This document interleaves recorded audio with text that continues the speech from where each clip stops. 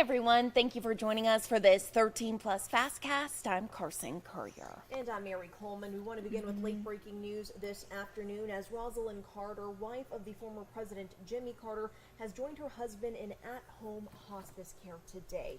And what we know is up right now on our website. Jimmy Carter entered hospice care in February, and the Carter Center announced Rosalind was diagnosed with dementia in May. Rosalind turned 96 in August. Jimmy turned 99 on October 1st. Their last public sighting was in late September when they were chauffeured through the Plains Peanut Festival, which is largely held in their honor. Once we learn more on their health conditions, we will update you both on air, online, and right here on 13 Plus. And here at home, we have First Alert meteorologist Corey Coates really tracking an active 24 hours, at least last night. I know it rained in Oro Valley, Marana, really overnight. Yeah. Good rainfall amounts. It Absolutely. was great. Very much. It was a long time coming. We're in a very dry stretch, right? With a little bit of drought concerns. Sure. These will help ease that a little bit, right? Helping put a dent in that. I mean, let's just take a look at the rainfall that we had yesterday, according to the National Weather Service. And for some spotters, the biggest winner in and around the region was Oro Valley, 82nd of an inch, or 82 hundredths of an inch, and some areas, a lot of areas got around that half an inch marker as well. And Ajo in the far reaches of Pima County got a 2.20 of an inch there, and same with the Marana Airport there as well. So yeah, some pretty good rainfall reports, but only 0.04 of an inch at the airport in Tucson, which is where we measure. So only 0.04 of an inch there, unfortunately. But a lot of areas got a good amount of rain, especially areas to the north of Tucson. But let's see what we have set up right now. Very, very similar to what we have yesterday, except that low pressure that was causing a lot of that rain to spin up in our region a tad closer. And you may think, oh, that means more conducive for rain. But not really the case. We're not quite getting that south-westerly flow. It's a lot more westerly now, which means a lot of that rain is more to our south. You can see just mostly clouds, so it's going to be a little bit less of an active day.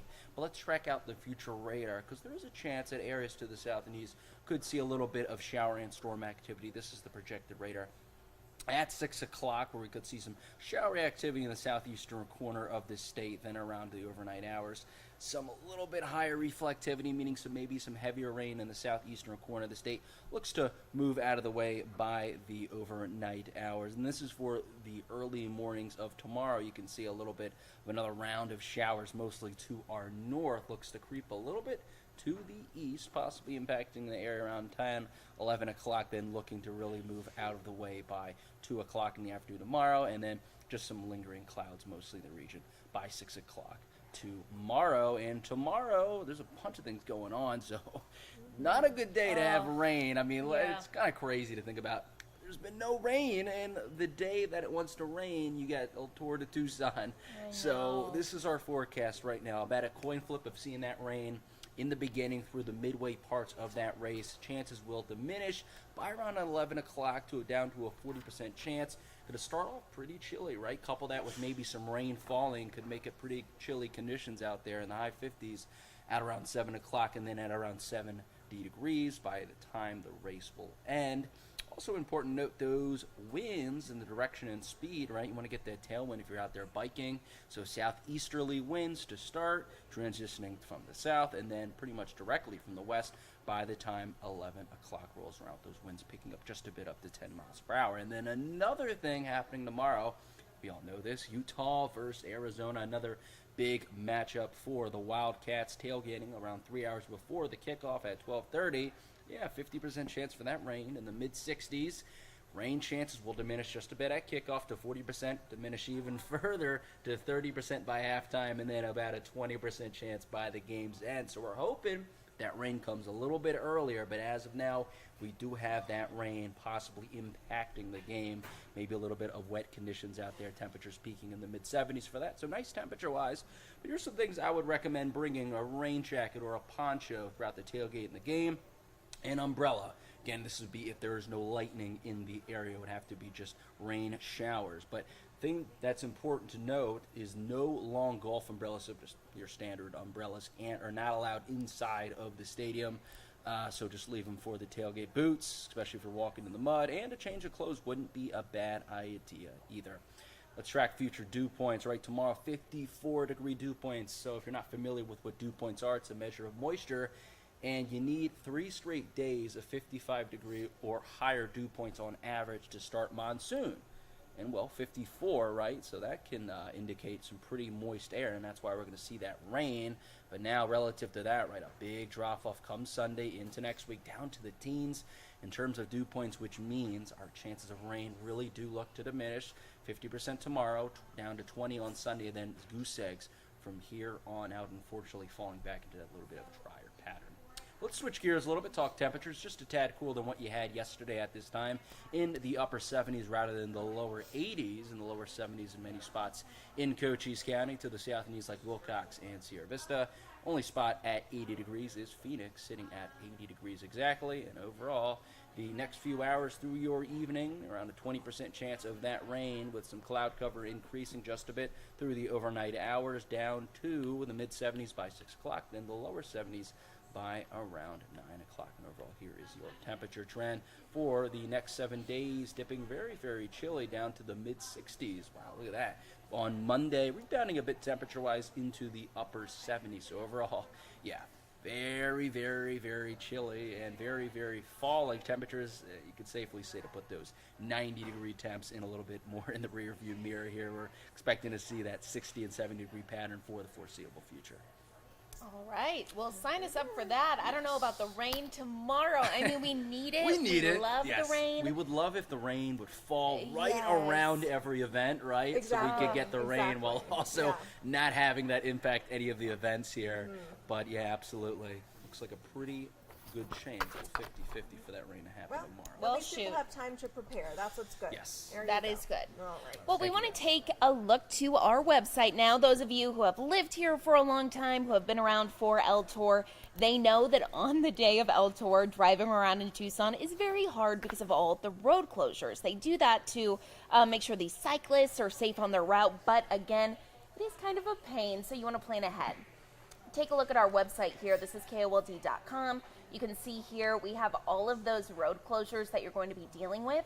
Some of them starting around 4 in the morning, going to be closed through the entirety of the race. They'll open up once that race is over. I know there is one road closure that actually went into place earlier this morning. That is on Cushing Street between, I believe, Stone and El Paso. So beware of that if you're heading into downtown Tucson. That is already closed. If you have to go to the store or do any errands, I would suggest doing it tonight before those roads are closed. But again, going to be a busy day tomorrow in Tucson. Well, bike shops here are feeling the rush of the big race. Again, we're talking about El Tour de Tucson. Our Catherine Patterson spoke with some local bike shops about what they're experiencing. Hey guys, local bike shops like Transit Cycles are working hard now to get some last minute repairs ready for all of these cyclists that are coming in, both here in Tucson and outside, traveling here for the big day tomorrow. I'll have more on this later today at 3 and 5, so tune in for those, or you can see it on our website at KOLD.com. Back to you guys. And we do have some late breaking news that just came into our newsroom. We are getting reports of a shooting with multiple victims at a hospital in New Hampshire. So again, this just coming into our newsroom. We don't have a lot of details right now. We just know that there are multiple victims here again at a hospital in New Hampshire. We'll keep following this for you. We'll let you know any details once we learn more and those are released. And to some lighter news now, let's talk football. As the Arizona Wildcats football team prepares to play the Utah Utes tomorrow, here are a few facts to know about the matchup between the two teams. Now, according to information provided by the U of A Athletic Department, Utah leads the all-time series dating back to 1926. Utah has won 6 in a row against Arizona. In fact, the Wildcats have not won a game in the series since 2015 when the team beat Utah 37-30 in a game that went into double overtime. But we know how good we're doing, so hey. We are doing so well. And actually, we do know as well, Utah is on kind of a losing streak, and U of A has been winning all of the past, I believe, 5 games. Fact check me there if I'm wrong.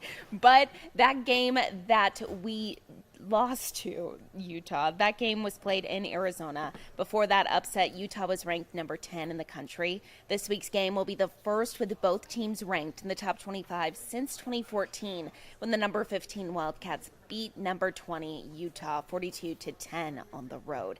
Again, this week's game is also the first time since 2014 that the football and men's basketball teams were ranked in the AP Top 20 poll at the same time. So both Cats basketball and football doing very well this season. We love to see it. Absolutely. And happening now, we know that the Tucson Police Department has arrested an aggravated assault suspect. You see him there on your screen. TPD says 46-year-old Daniel B. Wolfley was arrested within hours of police asking for help finding him. We told you about this yesterday. He's accused of assaulting a 73-year-old woman on October 10th near the southeastern corner of East Speedway Boulevard in North Columbus in Midtown. Police say he also kicked the victim after shoving her to the ground. She sustained serious injuries. She's now at home recovering. And as millions of people prepare for Thanksgiving, food banks across the country say they are simply stretched thin. According to USA Today, food bank CEOs say this is the worst rate of hunger they've seen in years. They say the level of need is so great it's similar to past recessions.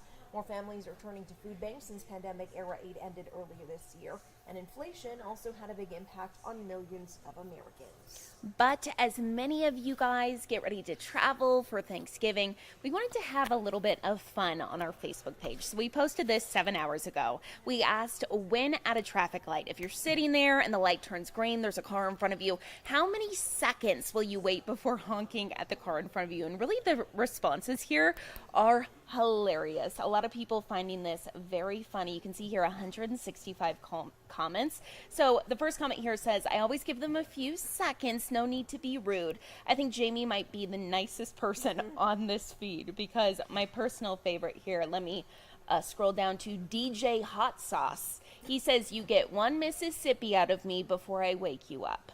Yeah. So, just Tucson drivers. We're used to it. Yep, it's true. Mm-hmm.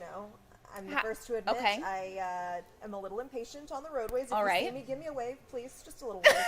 That's all I ask. But yeah, I give them some time too. But sometimes, you see them on their phone. When I see someone on their phone, I'm honking. A lot of I'm people sorry. saying that as well. They're I'm like, if I honking. can tell somebody's texting or on their phone. They Oh, deserve this a one.